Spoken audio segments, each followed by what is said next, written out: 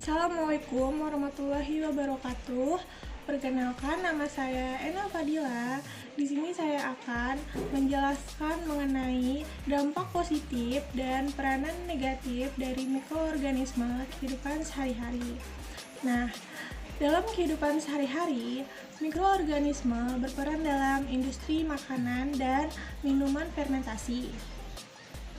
Mikroorganisme juga secara ilmiah mampu mengintegrasi senyawa-senyawa toksik dan bahan-bahan pencemar sehingga dapat dimanfaatkan dalam bioremediasi limbah.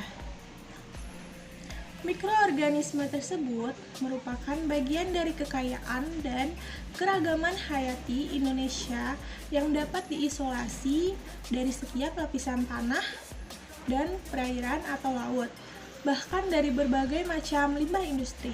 Organisme merupakan makhluk hidup yang ukurannya sangat kecil dan tidak dapat dilihat oleh mata manusia normal pada umumnya. Harus menggunakan alat seperti mikroskop untuk melihat dan mengamatinya. Mikroorganisme yang dipandang sebelah mata atau dianggap berbahaya oleh manusia pada umumnya karena dianggap sebagai penyebab dari berbagai macam penyakit, ternyata juga memiliki banyak manfaat bagi kehidupan manusia. Selain itu, mikroorganisme banyak dimanfaatkan dalam budidaya tanaman juga. Peran mikroorganisme dalam pertanian organik umumnya sebagai pupuk maupun pestisida. Pemakaian produk-produk yang mengandung mikroorganisme dalam pertanian organik adalah untuk menurunkan kandungan kimia dalam produk-produk pertanian, mengurangi pencemaran akibat pupuk dan pestisida kimia, serta untuk menjaga kelestarian lingkungan.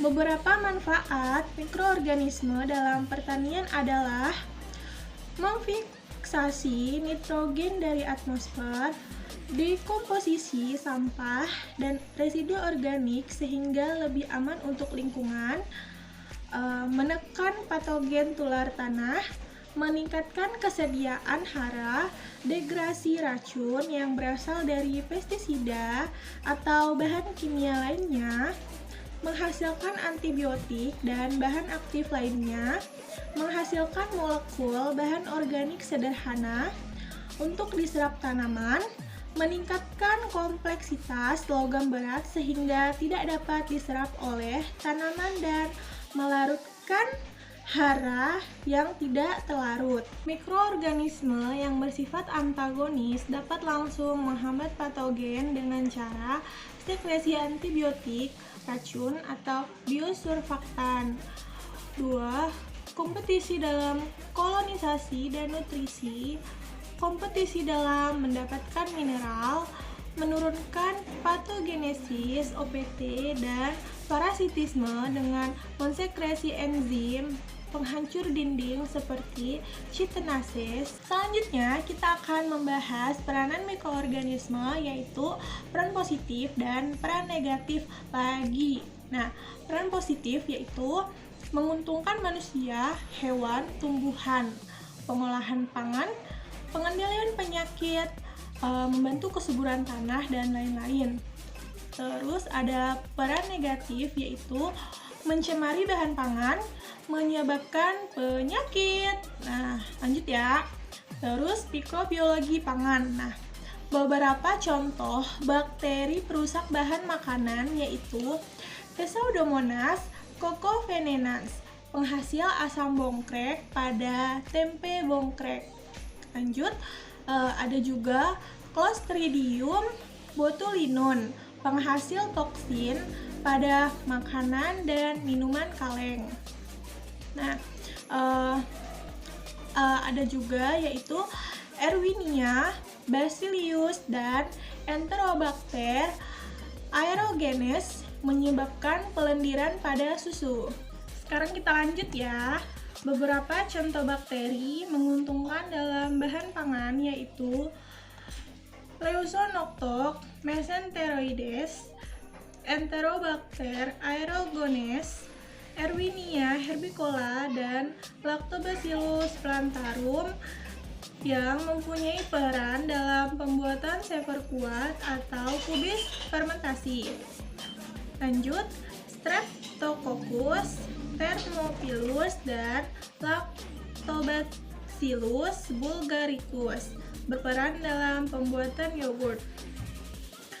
Lanjut, Pediococcus, cerevisiae, dan Micrococcus sp mempunyai peran dalam pembuatan sosis. Lanjut, Acetobacter psillinum yang berperan dalam pembuatan nata de coco. Sekarang kita lanjut ya, beberapa jamur yang mengkontaminasi makanan yaitu A. Aspergillus flavus dan Aspergillus parasitivus yang mampu memproduksi mitokotoksin. B. Penicillium martensi memproduksi aflatoksin. C. Aspergillus acharseus dan Aspergillus malleus memproduksi asam penisilat. D. Mukor sering menyebabkan kerusakan makanan, misalnya terjadi pada pembusukan roti. Lanjut, beberapa jamur yang menguntungkan makanan yaitu A. Rhizopus oligosporus dan Rhizopus oryzae berguna dalam pembuatan tempe. B. Neurospora cytophila Rhizopus oligosporus dan berguna dalam pembuatan oncom. C. Aspergillus oryzae berguna dalam pembuatan kecap. D. Mucoroki dan Mucorosemosus sering digunakan dalam proses amilo, yaitu proses sakarifikasi pati. Nah, jadi mikrobiologi industri ya merupakan ilmu yang mempelajari bentuk, sifat, peranan mikroba di bidang industri, baik yang menguntungkan di dalam proses ataupun yang merugikan, itu menghambat proses, toksikasi, dan sebagainya. Nah, prasyarat mikroba dalam mikrobiologi industri dari segi perindustrian mikroba merupakan pabrik zat kimia yang mampu melakukan perubahan yang dikehendaki. Beberapa persyaratan yang perlu dipenuhi bagi suatu proses dalam mikrobiologi adalah organisme, medium, dan hasil.